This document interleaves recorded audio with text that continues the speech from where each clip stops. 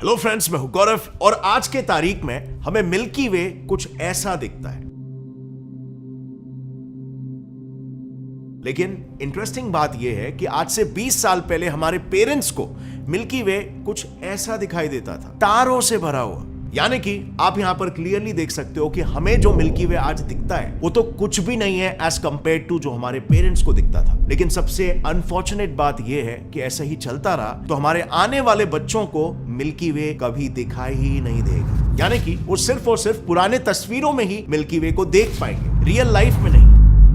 Journal of science में published एक research के अनुसार जहां पर 2011 में आपकी लोकेशन से 100 तारे एक साथ में दिखाई देते थे, आज के तारीख में वो घटकर सिर्फ 34 तारे ही हो चुके हैं। यानी कि at any given time from night sky you can only watch 34 stars. लेकिन ये मामला सिर्फ स्टार्स या मिल्की वे के दिखने का नहीं है, बल्कि इसका जो लार्जर पिक्चर है ना, वो वास्तविकता में एक बहुत ही गंभीर प्रॉब्लम की ओर इशारा करता है। क्योंकि ये कहीं ना कहीं ये बताता है कि हम ह्यूमंस का एग्जिस्टेंस आज के तारीख में इतना पावरफुल और डोमिनेटिंग हो गया है ओवर अदर स्पीशीज, और जिस वजह से हम ह्यूमंस पूरे पृथ्वी के भविष्य के साथ गैम्बल कर रहे हैं। और वो आपको बहुत ही जल्दी पता चलेगा ऐसा मैं क्यों कह रहा हूं।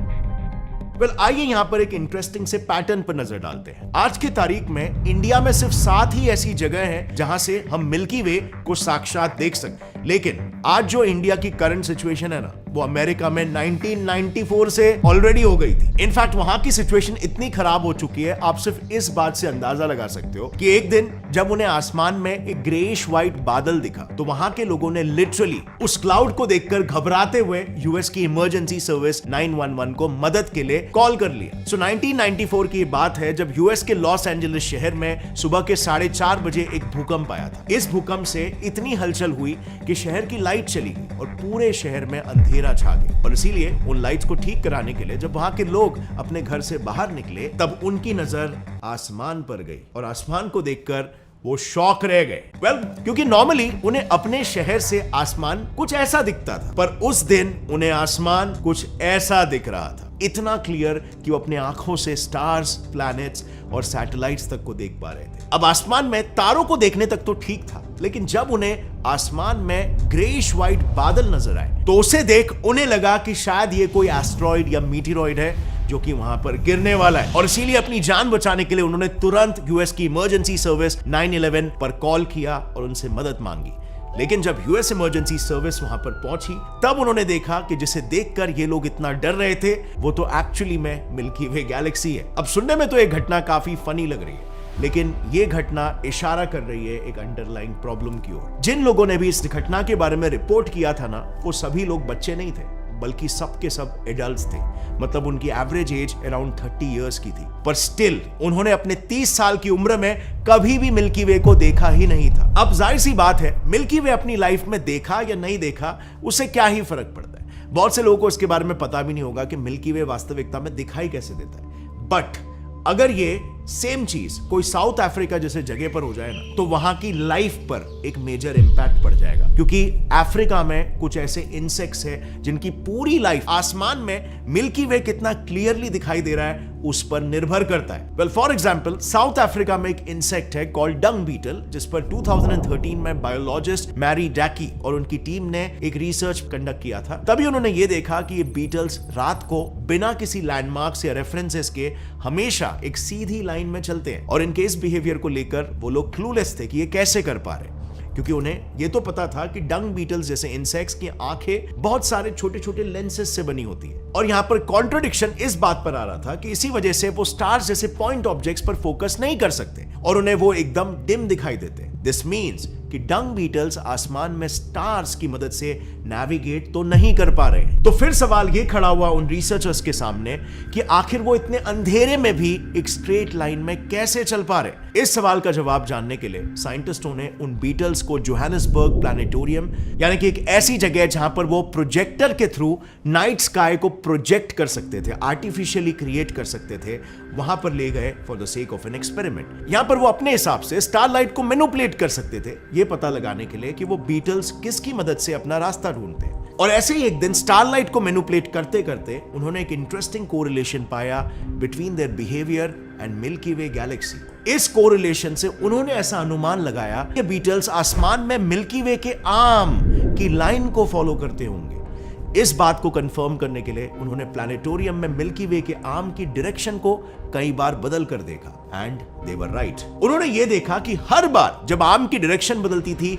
तब बीटल्स उसी को फॉलो करके स्ट्रेट लाइन में ट्रैवल करते थे। और इसी वजह से इट इज हाईली पॉसिबल कि अगर मिल्की वे दिखना बंद कर दे तो ये बीटल्स का बिहेवियर चेंज हो जाएगा, जिस वजह से उन्हें टाइम टू टाइम खाना नहीं मिल पाएगा और उनके एग्जिस्टेंस पर सवाल आ जाएगा। And friends, you know what, यहां पर बात सिर्फ बीटल्स की भी नहीं है। ऐसे कई सारे और जानवर हैं जो ऐसे बिहेवियर ट्रेट्स दिखाते हैं जो कि मिल्की वे गैलेक्सी पर डिपेंडेंट है। जैसे फॉर एग्जांपल इंडिगो बंटिंग जो कि एक बर्ड है, सी टर्टल जो कि रेप्टाइल है, इनका सर्वाइवल भी खतरे में आ जाएगा। अब अगर ये सारे एनिमल्स जो किसी ना किसी तरीके से मिल्की वे या स्टार लाइट पर डिपेंडेंट है अपने सर्वाइवल के लिए, ये एक्सटिंक्ट हो जाते हैं तो इससे पूरा फूड चेन इफेक्ट हो सकता है और कहीं ना कहीं इफेक्ट स्पाइरल डाउन होकर इंसानों तक भी पहुंच सकते हैं और इकोसिस्टम पूरा खतरे में आ सकता है। और इसीलिए साइंटिस्ट मिल्की वे और स्टार्स के गायब होने का कारण जानना चाहते हैं। वेल फ्रेंड्स, इंटरेस्टिंगली इस मामले पर डिटेल में रिसर्च करने के बाद बाय थाउजेंड्स ऑफ साइंटिस्ट ये इस बात सामने आई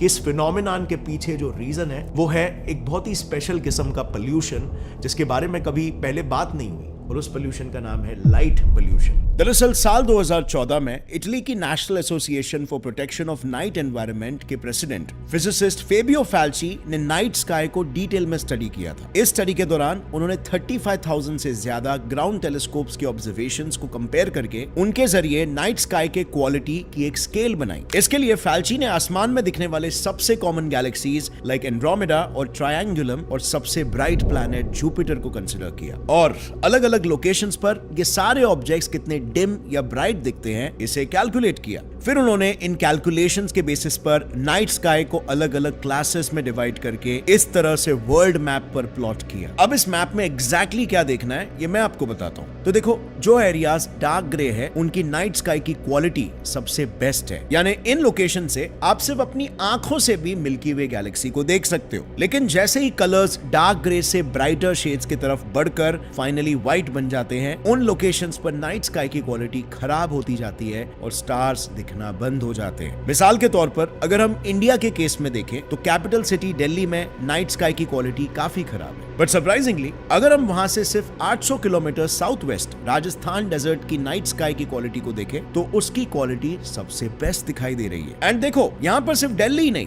बल्कि सभी डेवलप्ड और populated cities like Mumbai, Hyderabad and even दूसरे कंट्रीज के हाईली डेवलप्ड एरियाज जैसे न्यूयॉर्क, पेरिस, लंदन की हालत बिल्कुल सेम है। दैट मींस जहां पर पॉपुलेशन और डेवलपमेंट ज्यादा है वहां पर नाइट स्काई की क्वालिटी खराब है, क्योंकि इन सभी डेवलप्ड कंट्रीज में लाइट्स का इस्तेमाल काफी ज्यादा होता है। अब आई नो आप सोच रहे होंगे कि अगर हमने भी अमेरिकन की तरह लाइट्स को बंद कर दिया तो हमें भी मिल्की वे गैलेक्सी दिखाई देगी, तो उसमें इतना प्रॉब्लमैटिक क्या है? वेल, बात एक्चुअली ये है ना कि भले ही हमने लाइट्स को बंद भी कर दिया तब भी हम मिल्की वे को नहीं देख पाएंगे। Yes, that's correct. Let's come back to the map. क्या आप इसमें एक और एक पैटर्न स्पॉट कर पा रहे हो? इन सभी सिटीज में एयर पोल्यूशन भी ज्यादा है और एयर पोल्यूशन की वजह से हवा में मौजूद डस्ट पार्टिकल्स इस तरह से लाइट को स्कैटर करके इस सिचुएशन को और भी ज्यादा वर्स बना देते हैं। यानी कि ऑल इन ऑल लाइट और एयर पोल्यूशन के कंबाइंड इफेक्ट के चलते धीरे धीरे मिल्की वे और बाकी सारे सितारे या सिंपली स्पीकिंग हमारा असली night sky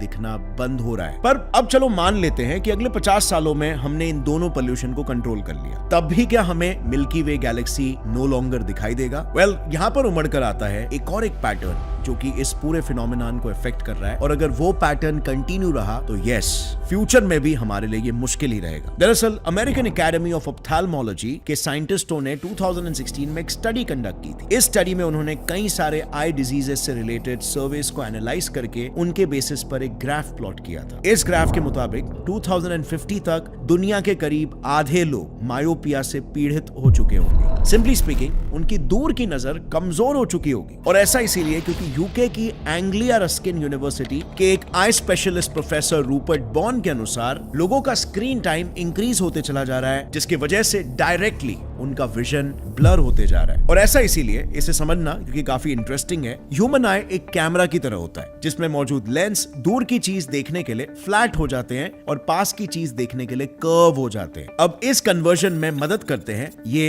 hair like ciliary muscles. तो जब सिलियरी मसल्स सिकुड़ते हैं तब लेंस कर्व हो जाता है, और वहीं इसके विपरीत जब मसल्स रिलैक्स होते हैं तब लेंस फ्लैट होकर दूर की चीजों का क्लियर इमेज ब्रेन तक भेजता है। अब ऐसे में काफी देर तक अगर आप किसी नजदीकी चीज को देखते रहोगे तो इन सिकुड़े हुए सिलियरी मसल्स में स्ट्रेन आ जाता है जिससे ये रिलैक्स नहीं हो पाते, एंड एज अ रिजल्ट जो लेंस है वो उसी फेज में धीरे धीरे करके लॉक होने लगता है। यानी कि सिंपली स्पीकिंग चीजें हमें ब्लर दिखाई देने लगती है। इनफैक्ट सिंगापुर में तो ये ऑलरेडी हो भी चुका है। आपको में भी ये पता नहीं होगा, लेकिन आज के समय में सिंगापुर लिटरली दुनिया का मायोपिया कैपिटल बन चुका है क्योंकि वहां के 80% लोग मायोपिया से पीड़ित हैं। और इंटरेस्टिंगली सिंगापुर ही वो कंट्री है जहां पर सबसे ज्यादा लाइट पोल्यूशन भी हो रहा है। यानी कि ट्रेंड के हिसाब से सिंगापुर वो पहली कंट्री बनेगी जहां के लोग मिल्की वे को अब दोबारा कभी भी नहीं देख पाएंगे। एंड जो हाल सिंगापुर कंट्री का हो रहा है, बिल्कुल उसी तरह अगर आई डिफेक्ट्स और लाइट पोल्यूशन की तादाद ऐसे ही बढ़ती रही तो 21st सेंचुरी के अंत तक बाकी सभी देशों से भी मिल्की वे दिखना बिल्कुल ही बंद हो जाएगा। अभी एग्जैक्टली कब तक होगा इसका एग्जैक्ट जवाब तो हमारे पास नहीं है क्योंकि ये बस साइंटिस्ट द्वारा किया गया एक प्रेडिक्शन है based on understanding current trends. But जरा यहाँ पर 1 मिनट रुकना और थोड़ा सोचना कि क्या मिल्की वे हमें हमेशा के लिए दिखाई देने वाला था? अगर मैं कई बिलियन सालों बाद के समय की बात करूं ना तो सिंपल शब्दों में आंसर है बिल्कुल नहीं, क्योंकि इतने समय बाद पृथ्वी पर नेचुरली काफी सारे चेंजेस घटने वाले हैं। फ्यूचर में कंटिन्यूअस वोल्केनिक इरप्शंस की वजह से हमारा आसमान बादलों की एक चादर से ढक जाएगा, नतीजन पृथ्वी से मिल्की वे दिखना बंद हो जाएगा। प्लस यूनिवर्स के एक्सपेंशन की वजह से भी एक समय ऐसा आएगा जब सभी स्टार्स हमसे दूर जा चुके होंगे और इन्हीं स्टार्स के साथ मिल्की वे का सेंटर भी, जो आज हमें यहां से दिखाई देता है। आसमान में बेसिकली काला घना अंधेरा दिखाई देने लगेगा, यानी कि नेचुरली मिल्की वे कभी ना कभी पृथ्वी से दिखना बंद होने ही वाली है। जस्ट करंटली, जैसे मैंने वीडियो की शुरुआत में कहा था, द मेजर इशू इज कि इंसानी गतिविधियों की वजह से ये सीमिंगली स्लो प्रोसेस आज हमारे आंखों के सामने घट रहा है। और मिसाल के तौर पर आज से बस 4 साल पहले अमेरिका में कोल्ड वेव आया था जिसके चलते टेम्परेचर इतने हद तक गिर गया था कि यूएस का सबसे हॉटेस्ट स्टेट टेक्सास, जहां का टेम्परेचर नॉर्मली 40 डिग्री सेल्सियस होता है, वहां का टेम्परेचर -18 डिग्री सेल्सियस तक पहुंच गया था और पूरा शहर बर्फ से ढक चुका था। और यह सब इसीलिए हुआ क्योंकि हमारे नॉर्थ पोल पर ठंडी हवाओं का बवंडर पूरे साल घूमते रहता है, लेकिन इंडस्ट्रियल रेवोल्यूशन, पोल्यूशन जैसे ह्यूमन एक्टिविटीज के चलते ग्लोबल टेम्परेचर इतना बढ़ चुका है कि ठंडी हवाओं का बवंडर जो नॉर्थ पोल पर बंधा हुआ था वो यूएस के टेक्सास तक लीक हो गया। अब ये कैसे हुआ और ये ठंडे हवा का बवंडर एग्जैक्टली क्या है, इसके पीछे सिस्टम क्या है और उससे कितना नुकसान हुआ है, इस पर मैंने ऑलरेडी एक डिटेल वीडियो बना ली है जिसे आप यहां पर क्लिक करके देख सकते हो। आपको काफी कुछ ज्ञान मिलेगा उस वीडियो से। और अगर फ्रेंड्स इस वीडियो को देखकर आपको कुछ भी नया सीखने मिला तो एक लाइक जरूर ठोकना और सब्सक्राइब कर लेना gets it fly science channel को अपने नॉलेज को आगे भी बढ़ाते रहने के लिए। See you next time, stay curious, keep learning and keep growing. जय हिंद।